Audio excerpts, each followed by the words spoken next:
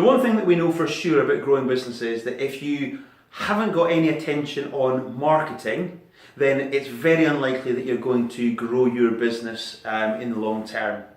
So we're really keen to explore the whole idea of getting into an investment mindset around marketing. So a lot of clients ask, well, what kind of money should I set aside for marketing then, Alan? And the reality is, we can't just operate on rules of thumb. So you've maybe heard the rule of thumb that says you need to invest 10% of your annual turnover in marketing. That feels a little bit too blunt for me, and we haven't got bucket loads of cash to splash out, typically in SME world. So we need to be quite precise around what it is that we're actually going to get back for any money that we put out. So I do want to introduce you to return on investment, or ROI. It's a phrase that you've, I'm sure, heard been banded around a lot, rightly so, but I don't know how much of a deep understanding people have of what this means.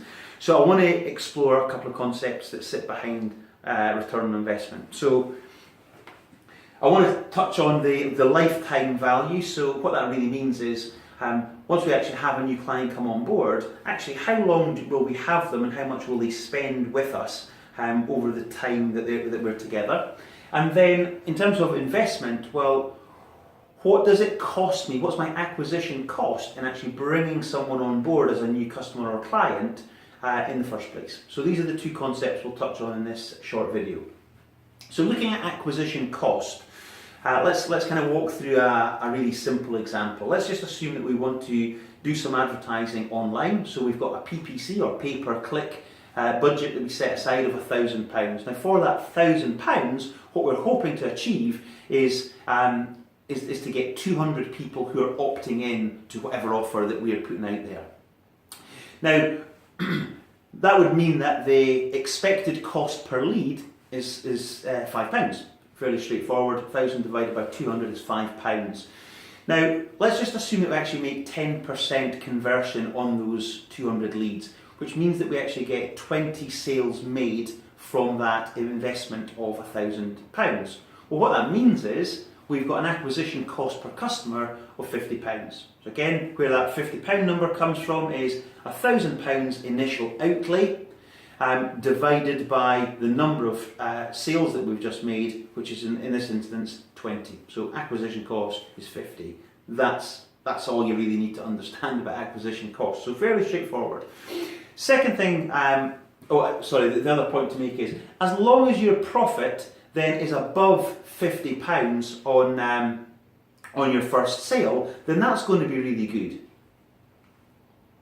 What about customer lifetime value? Well, let's just assume we have a customer who spends on average with us £20 per purchase, and they actually visit with us 3 times per year. Now that then means that we've got a yearly value from that customer of £60.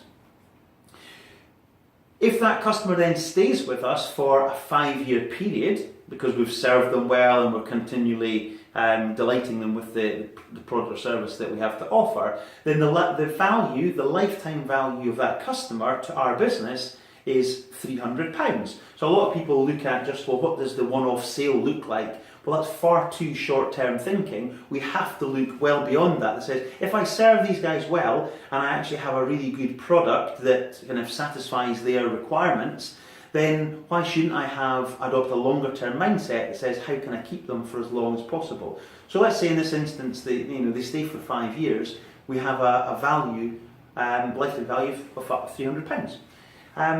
But that's not everything. What happens if, because of the service that we provide and the needs that we manage to satisfy, that customer then goes on and refers us to someone else who has the same kind of buying behaviours, and they also are then worth to us £300. Well, that initial customer is ultimately got a total lifetime value to us of £600. And again, if you had 2, 3, 4 and 10 friends like this one, then again the lifetime value of that one customer clearly goes up. So that really is the concept of customer lifetime value. So let's kind of roll these two things in together. Let's kind of now go with the example whereby we're willing to make an investment of £10 to get a new customer on board. And let's look at the profit that they get on the first visit. So in this instance, £10 goes out and we manage to acquire a new customer, and actually we make £10 profit on that first sale. Well, that's a fantastic scenario, because we would then call this a very allowable acquisition cost. So how many times would you do this kind of investment? Well, the reality is you would do it every minute of the day, forevermore, because you're getting a good return back. But what happens if you take the other kind of perspective, whereby you put £10 out to get a new customer, and then on the first sale that you make, you actually make a loss? How good a feeling would that be? Well, probably not a great feeling in and of itself, and that's because that wasn't an investment, that was just an expense. It cost you more than you got back in, right? So that's an expense.